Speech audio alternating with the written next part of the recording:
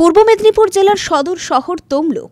সেই তমলুকে রাখাল Memorial football গ্রাউন্ডে শনিবার প্রায় 8:30 নাগাদ বিল্ডিংয়ের দোতলায় ধোঁয়া দেখতে পেয়ে স্থানীয়রা খবর দেয় দমকল অফিসে। তড়িঘড়ি দমকলের একটি ইঞ্জিন সহ দমকল আধিকারিক ও কর্মীরা দ্রুত ঘটনাস্থলে পৌঁছে কিছু সময়ের মধ্যেই আগুন নিয়ন্ত্রণে আনে। প্রাথমিকভাবে অনুমান বিল্ডিংয়ে থাকা এসি থেকেই শর্ট সার্কিটের জেরে এই আগুন। বিল্ডিংয়ে বেশি জিনিসপত্র না থাকায় সেভাবে কোনো ক্ষয়ক্ষতি হয়নি।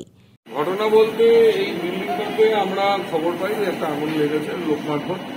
আমাদের অফিসের খবর আছে এবং খবর আসার পর আমরা অ্যাকশনে সঙ্গে সঙ্গে আমরা রিটার্ন অ্যাকশনে চলে আসি।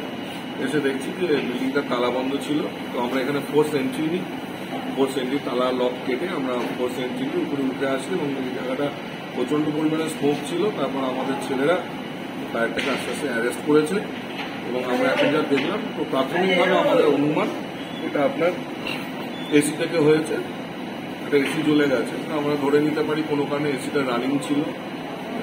কিন্তু এটা কোথায়? রাখাল মেমোরিয়াল ফুটবল গ্রাউন্ড, এই স্পোর্টস কমপ্লেক্স যেটা আছে রাখাল মেমোরিয়াল স্পোর্টস কমপ্লেক্সের দোতলা একটা বিল্ডিং। কিন্তু সেখানে তো কেউ তো ব্যবহার করে না, বন্ধই থাকে। এটা তো আমার পক্ষে যেহেতু ব্যবহার করে কি করে না আমার তো এটা জ্ঞাতব্য বিষয় নয়।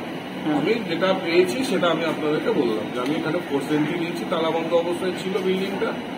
আমি ফোর্স এন্ট্রি নিয়ে আগুনটাকে এস্টাবলিশ করেছি। কতটা ক্ষয়ক্ষতি হয়েছে, কি হয়েছে? আপাতত একটা এসি আপনার ভিতরের যে পোর্শনটা থাকে এসির যে আপনার ইন্টারনাল যে ইউনিটটা থাকে সেটাই চলে গেছে।